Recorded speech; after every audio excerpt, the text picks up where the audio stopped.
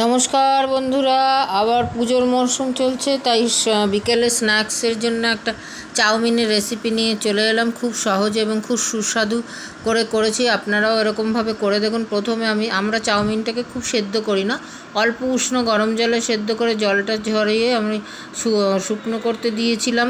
তারপরে আমি পেঁয়াজ কুচি, লঙ্কা কুচি, ক্যাপসিকাম কুচি, আলু কুচি করে রেখেছি এবং কিছুটা আদা কুচি নিয়ে তারপরে আমি প্রথমে 3টে ডিম, 2 প্যাকেট আমি চাউমিন করছি, তাই 3টে ডিম আমি প্রথমে শুধু নুনে গুলে ঝুড়ো করে অমলেট করে রেখেছি। তারপর কড়াইয়ে তেল দিয়ে সমস্ত পেঁয়াজ কুচি, আদা কুচি, ক্যাপসিকাম কুচি, কাঁচা লঙ্কা কুচি, আলু কুচি সব দিয়ে ভাজতে দিলাম। ভাজা হয়ে এরকম যখন ট্রাক্সারটা হলো তখন নুন হলুদ দিয়ে দিলাম।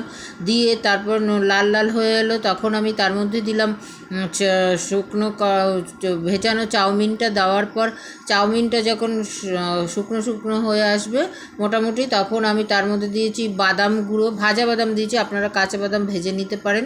ভাজা বাদাম গুঁড়ো করে দিয়েছি, মানে অল্প একটু থেতো করে নিয়েছি। তারপরে আমি দিয়েছি গোলমরিচের গুঁড়ো দিয়ে, এবং নামানোর সময় আমি